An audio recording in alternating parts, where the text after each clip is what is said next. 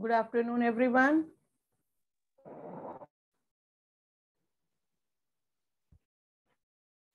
Good afternoon, बच्चे. Good afternoon, ma'am. इसके पहले हाँ, गुड आफ्टरनून बेटा. इसके पहले भी असल में क्लास था 10 में, तो उसको ये करते, इसीलिए 1-2 मिनट हुआ होगा आगे पीछे, है ना.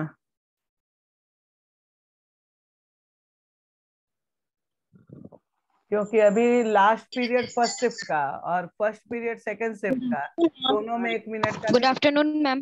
Good afternoon. और एंट्री लेते जाओ और उसके बाद अपने आप को म्यूट करो अपने आप को. Good afternoon ma'am. Good afternoon Ruchi. Sunny mute करो बेटा. Sunny Kumar. Good afternoon ma'am. Good afternoon. Sunny Kumar अपने आप को म्यूट करो बेटा. So we have already completed chapters. Complete हो चुका था ना पहले. Yes ma'am. ज्योग्राफी का लेसन 1 हो गया था और पॉलिटिकल साइंस सिविक्स का कॉन्स्टिट्यूशन हो चुका था बेटा. हो गया था ना मैम. क्वेश्चन आंसर बाकी था. हाँ, तो क्वेश्चन आंसर देंगे या क्लास में कराएंगे, अभी कुछ पढ़ा देंगे, ठीक है ना. तो पॉलिटिकल साइंस का अब हम लोग एक एक चैप्टर कंप्लीट कर चुके हैं. 1 chapter geography, 1 chapter political science और 1 चैप्टर हिस्ट्री. तीनों का एक एक चैप्टर हो गया है. हो गया है ना. Yes ma'am. और इतने कम बच्चे क्यों ज्वाइन किए? बहुत ही कम बच्चे ज्वाइन किए हैं.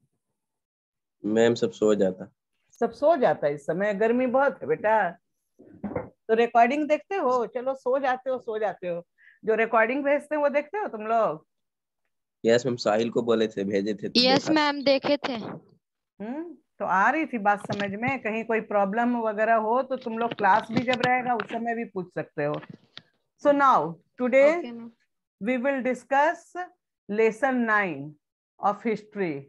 What is the name of the lesson 9? ऐसे तो हम आपको स्नैप में भेजे थे, तो आपको पता था कि हिस्ट्री पढ़ाना है और लेसन 9 पढ़ाना है. उसमें दिखता है ना?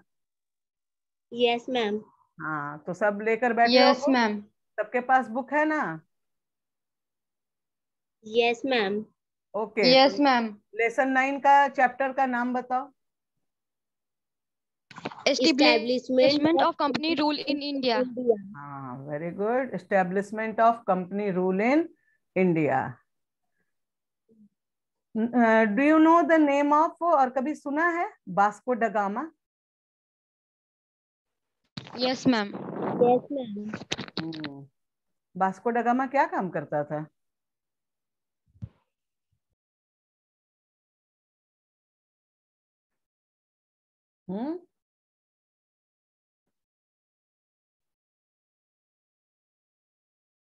वो आपका बहुत सारे नए नए जगहों की खोज करता था, ट्रेड करता था और उसको एक्सप्लोर करने में बहुत मन लगता था, है ना. नया नया जगह का पता लगाना, वहां के रिसोर्स को जानना, ठीक है ना, मॉडर्न वर्ल्ड के कांटेक्ट में लाना. तो Vasco da gamma landed eight. Ma'am. हाँ मैम, इंडिया का जो रास्ता था वो भी वास्को डी गामा ने खोज किया था. कुछ रास्ता उसके द्वारा खोजा गया है और कुछ जो है वो ट्रेडर्स जब यूज करते थे पहले, तो उनसे भी लोगों के समझ में धीरे धीरे आया और उसके कारण से बहुत सारी हवा की दिशा और क्लाइमेट और वो सब के बारे में भी बहुत लोगों को जानकारी मिली, ठीक है ना. तो शुरुआत में इसका काफी रोल रहा है वास्को ड गामा का मॉडर्न वर्ल्ड और इंडिया को कनेक्ट करने में, ठीक है. So Vasco da Gama landed at Calicut in 1498 and marked the beginning of European area in Indian history. Europe से हमारा कनेक्शन वास्को डे गामा के आने के बाद से ही शुरू हुआ, ठीक है ना. वो इंडिया को एक्सप्लोर किया, मॉडर्न वर्ल्ड से कनेक्ट किया और इस तरीके से हमारे यहाँ यूरोपियन के आने जाने का सिलसिला शुरू हुआ है, ठीक है. बाय द 16th सेंचुरी, अगर हम लोग 16th सेंचुरी कहते हैं दैट मीन्स 1501 से, ठीक है ना, या अर्ली फेज 1525 तक आता है. तो 16th सेंचुरी मतलब कि 1500 खत्म हो गया, 1500 के बाद शुरू हुआ 1501 से 16वीं शताब्दी, ठीक है ना। तो बता रहा है by the 16th century the Portuguese had established their colony in Goa. देख रहे हो कि 1498 में at the end of the 15th century वो आया, मतलब 1498 में, और and of the 15th century, और उसके बाद हमारे यहाँ पोर्तुगीज भी आए अपना ट्रेडिंग पोर्ट्स और ट्रेडिंग कंपनी ओपन करने के लिए। So by the 16th century, Portuguese had established their colony in Goa.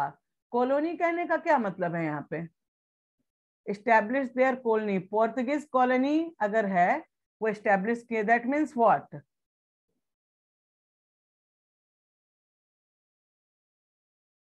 Goa में अपना पोर्तुगीज कॉलोनी बनाए, यानी कि जो एरिया था उसमें फुल पोजीशन किसका था? पोर्तुगीज। पोर्तुगीज किसको कहते हैं? पुर्तगाल में रहने वाले लोगों को पोर्तुगीज कहते हैं, ठीक है। तो ये लोग आए और गोवा में अपना ट्रेडिंग पोर्ट्स बनाए, यहाँ पे व्यापार करने के लिए आए, अपना ट्रेडिंग पोर्ट एस्टेब्लिश किए और फुल सुप्रीमेसी के साथ, उनको पूरा पावर था। जहाँ पे उनका ट्रेडिंग पोर्ट था वहां पे दूसरे यूरोपियन कंट्रीज अलाउड नहीं थे कि वो आते और व्यापार करते। तो वो अपना गोवा में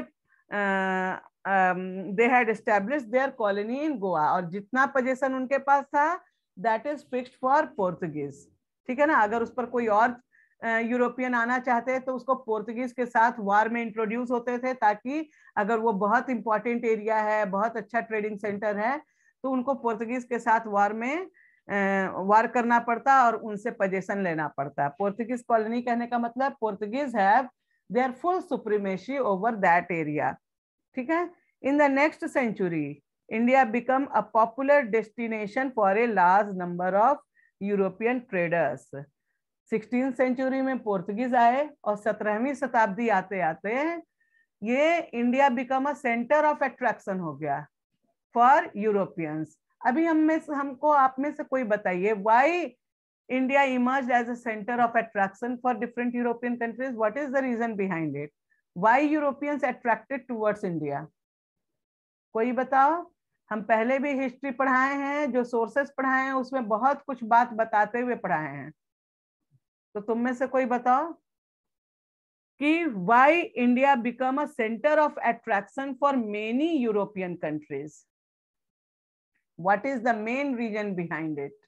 वास्को ड गामा खोज दिया, ठीक है ना मैम। हाँ मैम क्योंकि इंडिया में पैसा और सोना बहुत था। ठीक है, पैसा था, सोना था, और कोई? गुड, तुम्हारा बात भी सही है। और कोई बताएगा? मैम फैक्ट्रीज बनाने के लिए आए थे। हाँ, तो फैक्ट्रीज बनाने के लिए इंडिया को ही क्यों चूज किए बेटा? कहीं और क्यों नहीं गए? ऑस्ट्रेलिया में चले जाते, अमेरिका में चले जाते, इंडिया में ही क्यों आए? मैम क्योंकि कंडीशन अच्छा नहीं था वहाँ का, जितना इंडिया का कंडीशन उस टाइम अच्छा था। कंडीशन कहने का मतलब in what sense condition of India is good? अगर इंडिया का कंडीशन बहुत अच्छा होता तो क्या हम उनको अपने यहाँ ट्रेडिंग पोर्ट्स और कॉलोनी बनाने देते? हाँ, क्या हम किसी को, अभी तुम्हारा कंडीशन बहुत अच्छा है और कोई अगल बगल वाला हाँ दूसरे जगह से आकर और तुम्हारे घर पे कब्जा करना चाहे कि आपका इस हिस्सा में हम अपना एगो दुकान खोलेंगे, तो दे दोगे परमिशन? व्यापार करने के लिए दुकान खोलेंगे तो दे दोगे परमिशन? No ma'am. नहीं ना दोगे। तो यहाँ पे कंडीशन अच्छा का तो अगर रहता तो ये पॉसिबिलिटीज ही नहीं होती। हम करते, अलाउ करते, लेकिन बदले में कुछ लेते ना उससे, कि ठीक है तुम यहाँ से व्यापार करेगा, तुम अपना एक ट्रेडिंग पोर्ट अगर डेवलप करेगा तो इसके लिए तुम यहाँ पे टैक्स दो, इसके लिए यहाँ के लोगों को रोजगार दो, हाँ, और जितना बेनिफिट हो उसमें से कुछ शेयर इंडियन गवर्नमेंट को दो, ऐसा करते ना। तो कहने का मतलब कि पोर्तुगीज, वास्को डी गामा आया, उसके बाद पोर्तुगीज आए, और इसके बाद जो था इंडिया एक डेस्टिनेशन बन गया, जो आ रहा है सो इंडिया की ओर। क्यों आ रहा है? कारण था कि India is full of resources. यहाँ क्लाइमेटिक कंडीशन से लेकर बाकी सब कुछ जो था इंडिया में बहुत ही सुटेबल था। नेचुरल वेजिटेशन बहुत अच्छा था, क्लाइमेट इतना अच्छा था कि बहुत सारे क्रॉप्स होते थे which were in great demand in European countries. Europe के बहुत सारे कंट्री बहुत ठंडा प्रदेश हैं, बहुत सारे कंट्री टेम्परेट जोन में हैं, बहुत सारे कंट्री में जो हमारे यहाँ प्रोडक्शन होता है उसका ज्यादा डिमांड था, जैसे इंडिया का चाय का, इंडिया का कॉफी का, इंडिया के कॉटन का, इंडिया के स्पाइसेस गरम मसाले का बहुत डिमांड था, क्योंकि वहां पर कॉफी चाय गरम मसाले का यूज करते थे अपने आप को एक्सट्रीम कोल्ड वेदर कंडीशन से प्रोटेक्ट करने के लिए, जिसका कि प्रोडक्शन इंडिया में ही होता था। जो हमारे यहाँ स्पाइसेस का जो दाम होता था उससे 25 गुना ज्यादा दाम होता था कहाँ, यूरोपियन कंट्रीज में। तो वहां के व्यापारी अट्रैक्ट हुए कि अगर हम इंडिया जाकर गरम मसाले वहां से व्यापार करें और अपने यूरोपियन कंट्री में बेचेंगे तो बहुत फायदा होगा। ठीक है, तो वो देखे कि India is full of resources और Indian people were backward, there is lack of awareness, Indian people were characterized by the factor disunity, लोगों में यूनिटी थी ही नहीं, अलग अलग प्रोविंसेस में और अलग अलग सेक्टर्स में डिवाइडेड थे, आपस में सब लड़ रहे थे, कोई एक मॉडर्न स्ट्रॉन्ग पॉलिटिकल एडमिनिस्ट्रेशन था नहीं।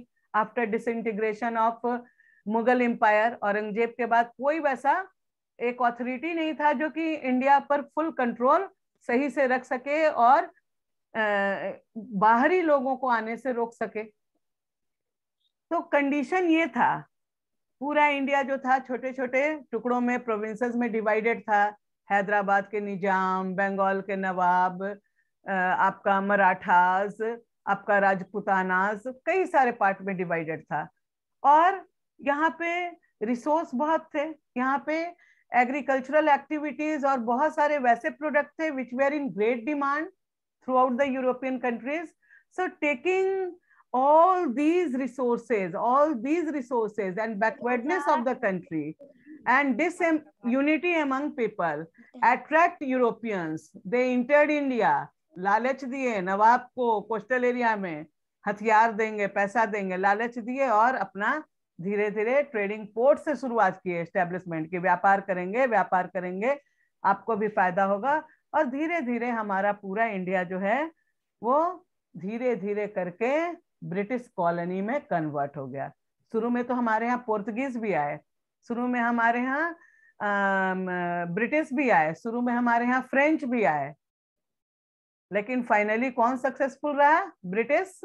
और धीरे धीरे इंडिया, पूरा इंडिया ही, सिर्फ कोई कोस्टल एरिया नहीं, पूरा इंडिया ही ब्रिटिश कॉलोनी में कन्वर्ट हो गया। This is due to backwardness of India. This is due to full of resources in India. This is due to suitable climatic conditions of India. This is due to location of India.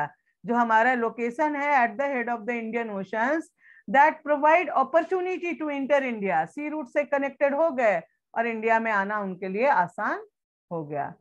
So all these things attract Europeans to enter India and India become a destination for many European countries.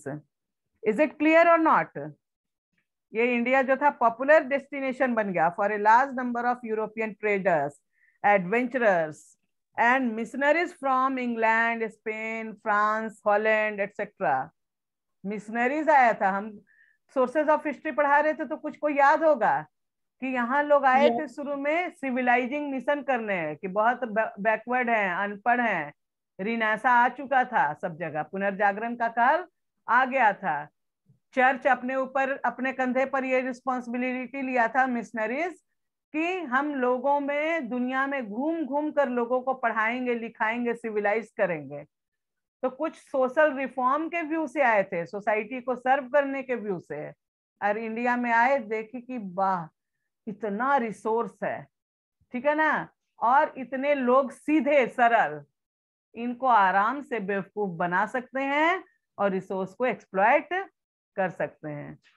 तो कोई civilising mission के नाम से missionaries, कोई व्यापार करने के नाम से, कोई इंडिया का खोज करने के नाम से, कोई यहाँ के कल्चर को जानने के नाम से।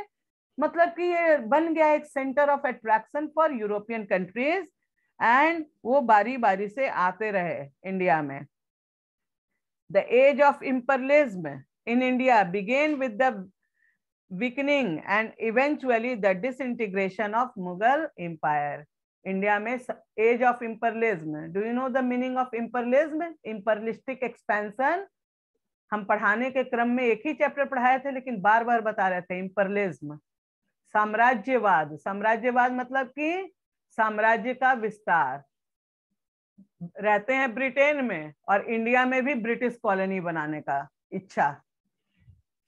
इन सबकी शुरुआत हो गई थी कब?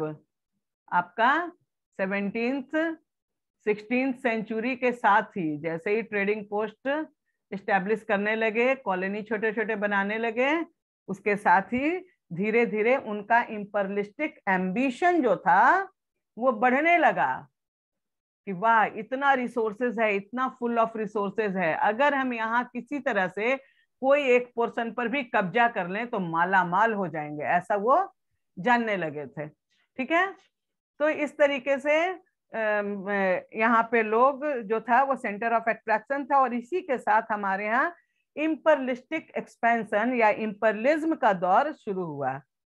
और ये और ज्यादा मजबूत कब हो गया? इंपीरियलिस्टिक एम्बिशंस और ज्यादा कब बढ़ गया यूरोपियंस का? जब हमारे पास कोई एक सिंगल पॉलिटिकल अथॉरिटी नहीं थी जो पूरे इंडिया को यूनाइट कर सके। औरंगजेब तक मुगल एम्पायर था इंडिया में एक बड़े हिस्से पे, लेकिन जैसे ही औरंगजेब की मृत्यु हुई या वो हटा गद्दी से, उसके बाद ही जो भी रूलर आए वो सब अपना मौज मस्ती करने में रह गए, कोई उतना स्ट्रांग नहीं था।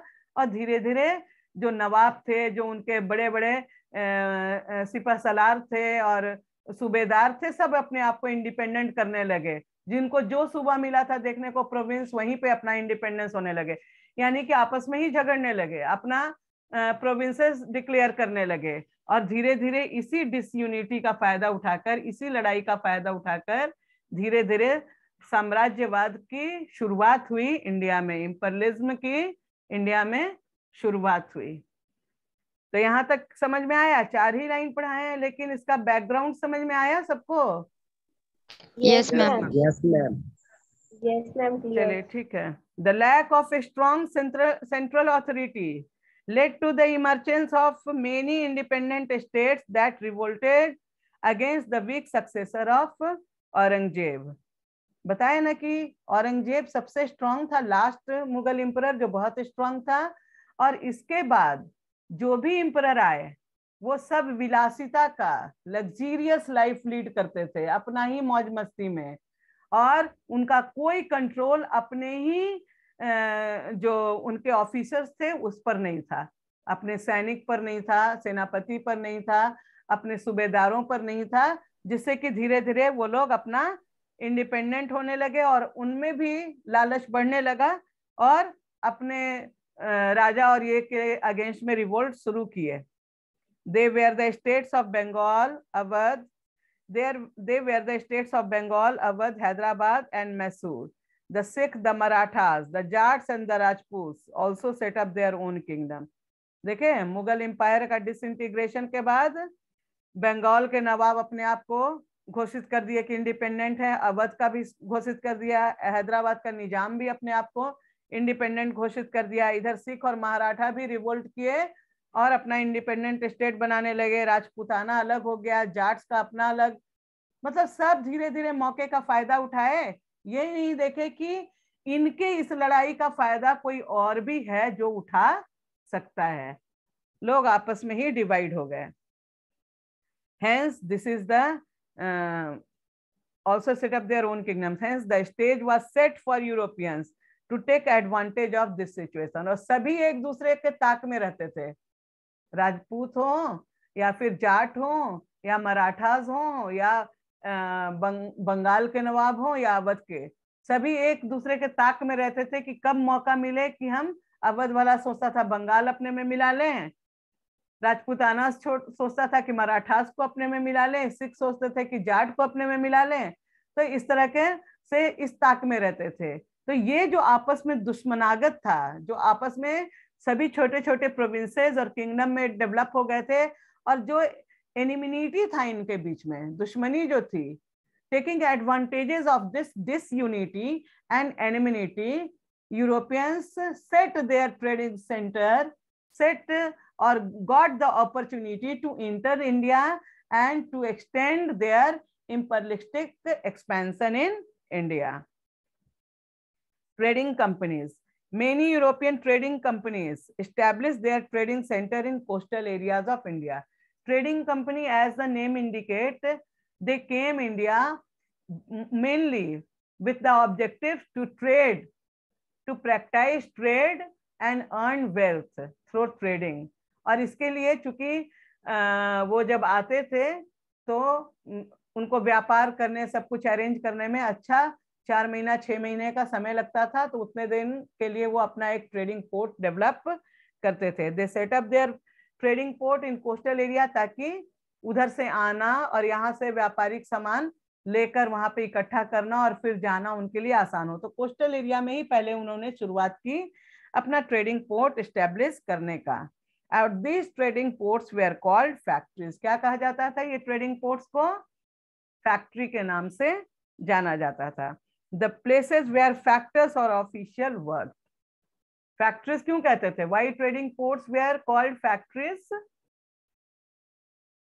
बिकॉज वो जो पोर्ट, जो ट्रेडिंग पोर्ट था जहां पे वो अपना रहते थे, और कैसे व्यापार करना है, कैसे लाना है, इकट्ठा करना है, बेचना है, यूरोप भेजना है, ये सारा काम वहां से होता था। ठीक है, हाँ, क्या लिखी है? कौन है भाई? शानवी अग्रवाल? शानवी अग्रवाल, क्या प्रॉब्लम हुआ? कुछ कहना चाह रही है शानवी? ओपन करो वीडियो अपना 1 मिनट पहले तो, और मैम गलती से लिखा गया है। हाँ तो बेटा ध्यान देना चाहिए, है ना? ध्यान देना चाहिए कि क्लास में पढ़ाई हो रहा है, बाकी बच्चे भी हैं, सभी का नजर स्क्रीन पर है। ठीक है, बार बार ये गलती नहीं होनी चाहिए। नहीं ना हो गया अब? No ma'am. ओके, वीडियो एक बार ओपन करो अपना सानवी। ओके बेटा, ठीक है, आगे से नहीं करना, ठीक है? ओके। तो चूंकि ये वैसा सेंटर था जहां पे ऑफिशियल्स, यूरोपियन ऑफिशियल्स काम करते थे ट्रेड एंड कॉमर्स का, और वहीं से वो कैसे क्या करना है वो सब काम करते थे, इसलिए वो फैक्टर्स और officials worked, hence these trading centers were known as factories. Some of the factories were fortified as a safeguard from the rival trading company. देख लो, यहीं से शुरुआत हुई। ट्रेडिंग पोर्ट बनाए, सही ठीक है, लेकिन उसका पूरा किलेबंदी कर दिए। हाँ, क्या हुआ?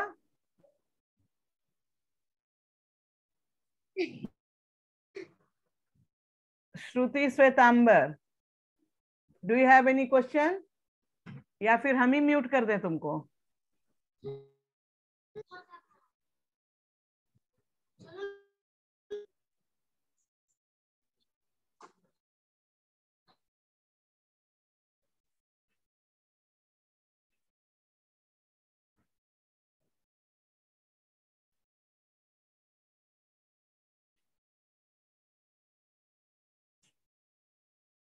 कुछ तो ट्रेडिंग सेंटर्स और कुछ यूरोपियंस, तो इतना उनका दिमाग आगे बढ़ गया था कि वो सिर्फ वहां पे ट्रेडिंग सेंटर ही ओपन नहीं किए, बल्कि पूरा उसको चारों तरफ से फोर्टिफाइड किए, सुरक्षा कर दिए, मतलब किलाबंदी कर दिए कि कोई दूसरा यूरोपियंस आकर वहां इंटर ना कर जाए और उनका उसमें कोई दिक्कत ना हो जाए।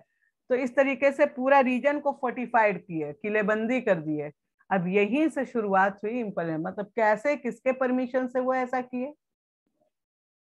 ट्रेडिंग सेंटर्स अपना ओपन किए सो किए, और उसको पूरा सेफ करने के लिए उसको फोर्टिफाइड भी कर दिए from their rival trading companies. They bought spices, cotton textile, indigo, saltpeter at cheap rate from India and sold them in Europe and America at high price.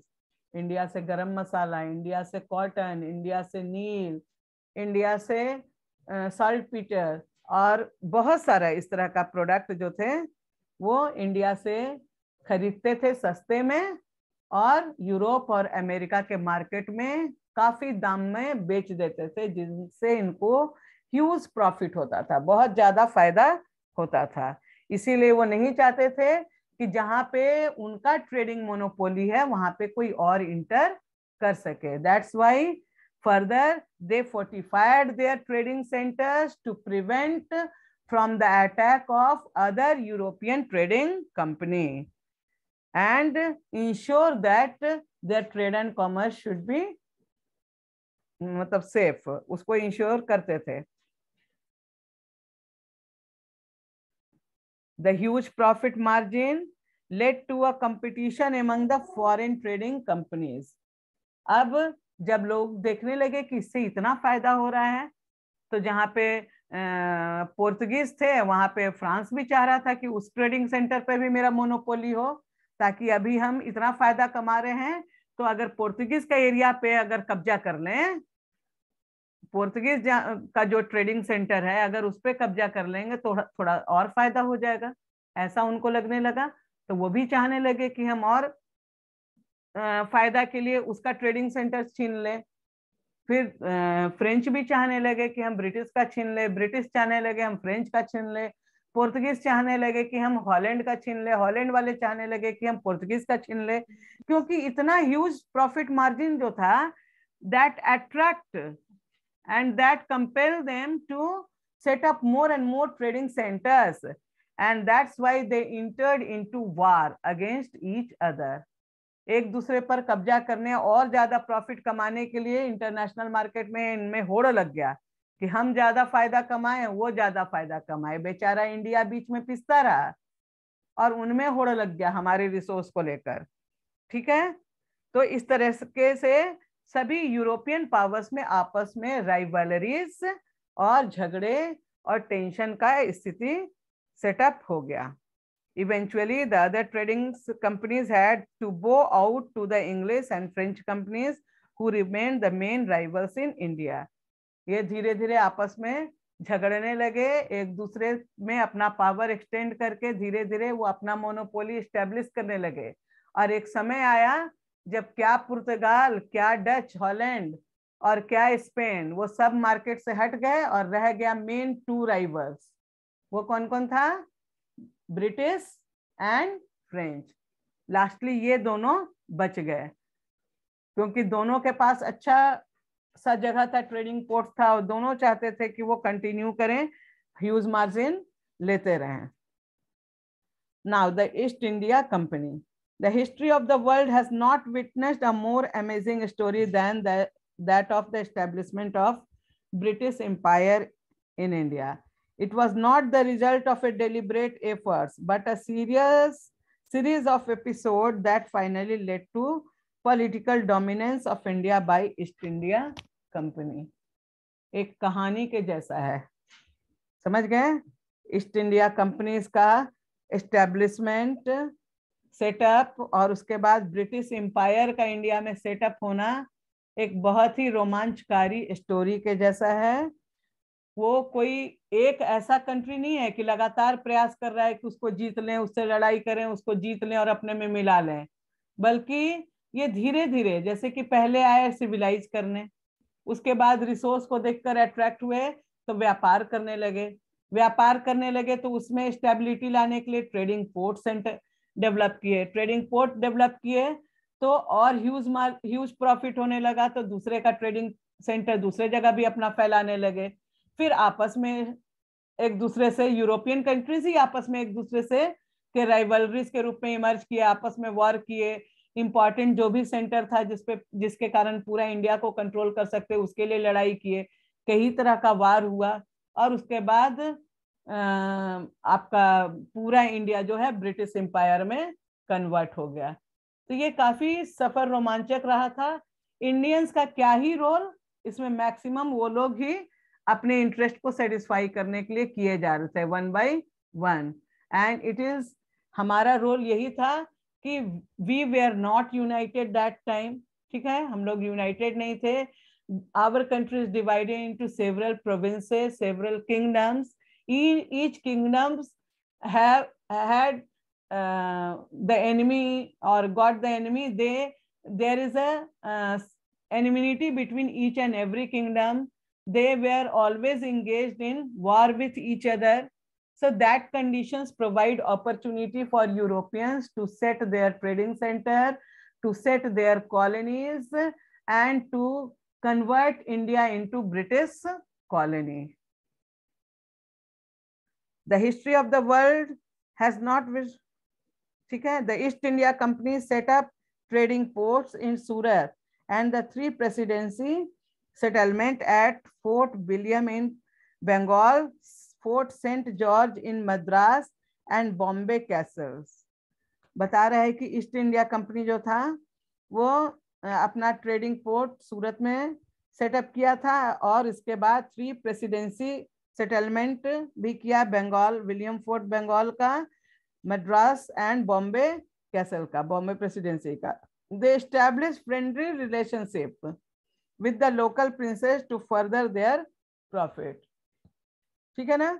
सूरत में बनाने के बाद तीनों प्रोविंसेस में गया और वहां के राजा महाराजा से खूब दोस्ती किया, एकदम घुस गया, पेट में घुस के दोस्ती करना होता है ना, पूरा उनको अपने कॉन्फिडेंस में लिया कि हम आपको उससे बचाएंगे, हम यहाँ पर हैं तो आप अपने आप को सुरक्षित महसूस कीजिए, कोई भी बाहर से एनिमी आएगा तो वो पहले मेरे से लड़ेगा तब आप तक पहुंचेगा, मतलब जितना हो सकता था।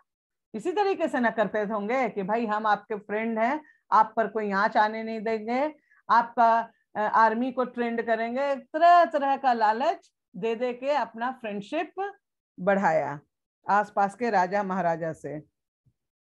The Indian rulers signed alliances to secure the help of English military to settle their internal rivalries। जैसा कि हम पहले भी बताएं कि सारे किंगडम डिवाइड ही नहीं हुए, बल्कि उनकी आकांक्षा, महत्वाकांक्षा इतनी ज्यादा हो गई थी कि चाहते थे कि हम ही ज्यादा से ज्यादा किंगडम पर रूल करें, और आपस में एक दूसरे से झगड़ते भी थे, वार भी करते थे, एक दूसरे पर चढ़ाई भी करते थे ताकि उनका ये ले।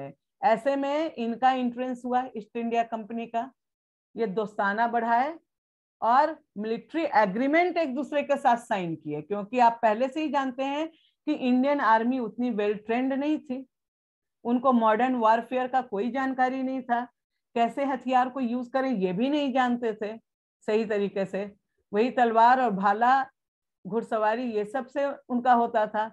अब ये ब्रिटिश जो थे पूरा वेल ट्रेंड थे, मॉडर्न वॉरफेयर, तरह तरह का हथियार, गोली बंदूक, ये सब इंडियंस नहीं जानते थे पहले। तो ये जो ट्रेडिंग सेंटर्स अपना सेटअप किए, वो धीरे धीरे क्या किए कि लोकल प्रिंसेस से अपना दोस्ती बढ़ाए, उनके साथ गुपचुप छिपे तौर पे मिलिट्री एग्रीमेंट किए कि चलिए हम आपसे फ्रेंडशिप, एक अलायंस करते हैं जिसके तहत हम आपको ये देंगे और बदले में आप हमको यहाँ रहने दीजिएगा, बदले में आप हमको यहाँ व्यापार करने दीजिएगा, और धीरे धीरे में रहने व्यापार करने से एडमिनिस्ट्रेशन दे दीजिए, खजाना दे दीजिए, ये सब हो गया बड़े बड़े के, ठीक है। तो इस तरीके से वो सीक्रेट एग्रीमेंट साइन करने लगे एक दूसरे से, अलायंसेस मतलब कि दोस्ती, और दोस्ती भी कैसा, लिखा पढ़ी के साथ कि हम और आप आपस में दोस्त हैं, हम आपको ये देंगे बदले में आप हमको ये दीजिएगा। To secure the help of English military to settle their internal rivalries. British जो क्या किए, उनके साथ दोस्ती किए और बताए कि आपका जो आपस में एक किंगडम का दूसरे किंगडम से जो लड़ाई है, उसमें मेरा मिलिट्री सपोर्ट आप ही को मिलेगा, आप ही को हम सब जीत के दे देंगे। इंडियंस बेवकूफ मान गए, ये नहीं समझे कि ये क्यों आया है हमको हेल्प करने, मान गए कि हाँ हाँ सही बोल रहा है, बगल वाला पड़ोसी राज्य सही नहीं बोल रहा है लेकिन ये सही बोल रहा है, दूर का फॉरेनर। और इस तरीके से वो धीरे धीरे हमको बेवकूफ बनाए ताकि वो अपना उल्लू सीधा कर सकें, अपना ज्यादा से ज्यादा व्यापार कर सकें। Taking advantage of this the situation, कौन सा सिचुएशन था? इंटरनल राइवलरी का सिचुएशन था, हमारे आपसी झगड़े का सिचुएशन का फायदा उठाकर the British introduce the policy of divide and rule. आए थे सिविलाइजिंग मिशन करने, देख लो मिशनरीज, और शुरू क्या किए? Divide and rule. सिविलाइज क्या करते हैं? सोचे कि सिविलाइज करेंगे तो भाई पूरा हमारा नुकसान हो जाएगा, व्यापार में घाटा होने लगेगा, ठीक है ना, जो इतना फायदा हो रहा है। तो हमारे झगड़े का फायदा उठाकर एक दूसरे से और अलग करने के लिए डिवाइड एंड रूल पॉलिसी शुरू किए। होता है ना कभी कभी तुम लोगों का फ्रेंडशिप में भी दो फ्रेंड के बीच में लड़वा देते हो, वही काम था ब्रिटिश का, कुछ कुछ बोल के कि अरे वो ऐसे किया, अरे वो ऐसे किया। हमारे जो डिवीजन था हम लोगों के बीच में, हमारी जो इंटरनल सिचुएशन थी, उस गैप को इन्होंने और बढ़ा दिया by following the policy of divide and rule. As a result the Indian princes become mere puppets in the hands of the English। शुरू में खूब किया कि अरे आप ऐसे कर रहे हैं, वो आपके बारे में ऐसे बोल रहा, वो आपके पीछे चढ़ाई करने के लिए और आप पर अटैक करने का प्लानिंग कर रहा है, कोई बात नहीं, हम सपोर्ट देंगे। इस तरीके से वो क्या प्लानिंग करता है? इन्हीं से अटैक करवा दे, और उसके बाद सपोर्ट करके पूरा धीरे धीरे इनको अपना कठपुतली जैसा बना लिया कि आपका आर्मी तो कुछ कर ही नहीं रहा है, जो कर रहे हैं हम ही। आर्मी में इंटर कर गया, एडमिनिस्ट्रेशन में इंटर कर गया, और धीरे धीरे सारा पावर अपने कंट्रोल में लेकर जहां जहां ये सीक्रेट फ्रेंडशिप किया था उन सबको धीरे धीरे अपने कब्जे में, वहां के पावर को अपने कब्जे में ले लिया। एक डू यू नो देखो, east India company house London का, देखो ना, सारा इंडियन वेल्थ से बना हुआ हाउस है।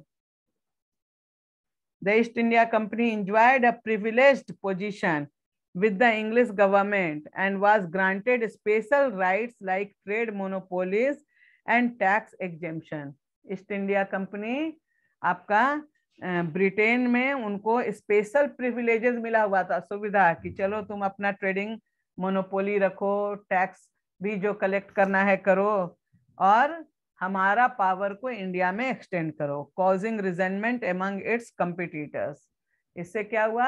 ईस्ट इंडिया कंपनी के जो भी कंपिटिटर्स थे वो असंतुष्ट हो गए, क्योंकि भाई ब्रिटिश गवर्नमेंट इनको इतना सुविधा दे रहा था, इससे दूसरे असंतुष्ट हो गए। How could a trading company become an imperial power? कैसे व्यापार करने के लिए आया हुआ एक ट्रेडिंग कंपनी धीरे धीरे इंडिया का राजा बन गया? कैसे हुआ होगा? स्टार्टिंग तो हो ही गया था, secret alliances, divide and rule policy, ये सब हो गया था ना, dual government system, yes ma'am, converting nawab into puppets, और इस तरीके से धीरे धीरे पावर वो ले लिए, हेल्प करते थे और बदले में डुअल सिस्टम शुरू कर दिए थे। बंगाल में पढ़ोगे आगे, डुअल गवर्नमेंट, जिसमें कि जो ट्रेजरी था, हाँ, और जो मिलिट्री था वो पावर ब्रिटिश के हैंड में था, ट्रेडिंग पोस्ट ईस्ट इंडिया के हाथ में, और जो एडमिनिस्ट्रेशन था कि सोसाइटी में कोई प्रॉब्लम ना हो, वो आप देखिए, पैसा है ही नहीं और प्रॉब्लम का सॉल्यूशन नवाब खोजे, और जो पैसा वाला जगह है, जहां पावर वाला जगह है, वो ब्रिटिश के पास था। तो ये सब पॉलिसी अप्लाई किए और धीरे धीरे इंडिया को अपना कॉलोनी में, ब्रिटिश कॉलोनी में कन्वर्ट कर दिए। The reality is that the East India Company became an imperial power to protect its trading interest from other European traders. It began as a trading company, took over political control and became the ruler of entire India. The aim of the company was to gain monopoly of the entire trade in the East. East India company का main objective था कि पूरा trade वही संभाले, ठीक है ना, और जितना प्रॉफिट हो उस प्रॉफिट को वो एंजॉय करे। इसीलिए दूसरे कंपनी से राइवलरी था और धीरे धीरे वो मोनोपोली एक्सटेंड किया और बाद में हमारा हमारे यहाँ अपना एम्पायर ही एस्टेब्लिश कर दिया।